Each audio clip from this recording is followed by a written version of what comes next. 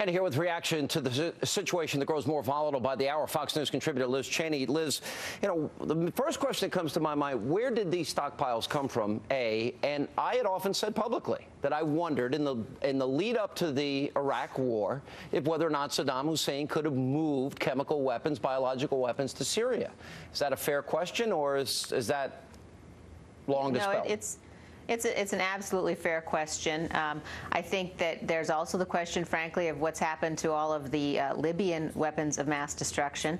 And, you know, you've got a situation now where the Syrian regime seems clearly to be crumbling, where the situation in Syria is spinning rapidly out of control, and where the only thing this administration seems to be able to muster in response is words. You know, you've got the president issuing warnings. You've got our UN ambassador, you know, issuing more warnings. You've got Secretary of State issuing warnings, but we seem to be doing nothing. And you now face the very real prospect that these weapons could end up in the hands of Hezbollah, could end up in the hands of al-Qaeda, in a situation that really is one of our worst nightmares. You know, so I think that it's clearly time for more action.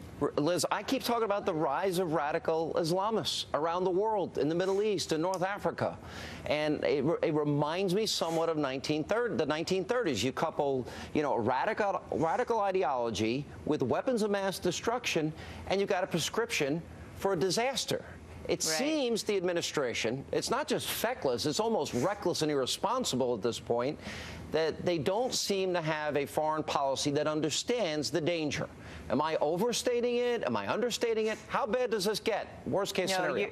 You're not overstating the danger at all, Sean. And I think if you look, for example, at Secretary Clinton and the way that she was greeted when she traveled to Egypt last week, it's not unusual for an American diplomat to be greeted by protests. But she was greeted by protesters who told the news media that they were upset because they believe the United States is backing the Muslim Brotherhood in Egypt. But they have a situation. Well, it's very, very tough to understand how this administration is defending American interests at this point. You've got a situation where the King of Jordan today, for example, warned that the Syrian regime could be now headed for a situation where al-Qaeda gets control potentially of these chemical weapons. And the administration's response has been to say, well, we're going to pivot towards Asia. Once again, you know, you've got the real potential that the Israelis might have to take action. I keep thinking about the fact that the Israelis did take action, thank goodness, against the Syrian nuclear reactor 5 years ago. But it shouldn't be up to the Israelis time and time again to have to stop these very dangerous developments. Right. So you got the Muslim Brotherhood in Egypt now in power, and in Libya in power, and it might be worse in Syria at the end of the day when the dust settles here. Then you've got literally the Jordanians. That's hanging by a little bit of a thread here. I don't think there's great stability or confidence that that government can survive. No Saudi Arabia really in the end. In other words, and then it will be completely surrounding the Israelis as if they're not already surrounded.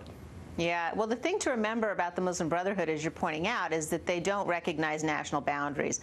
You know, their objective really is to establish a caliphate across the region.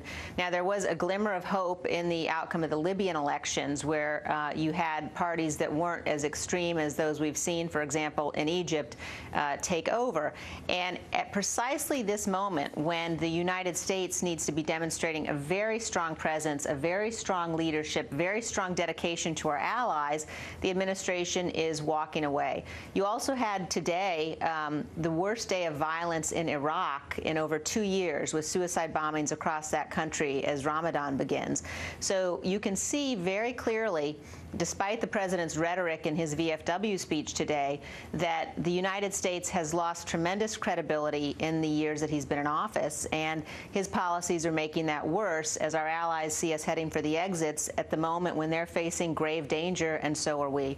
All right, Liz Cheney, thanks so much for being with us.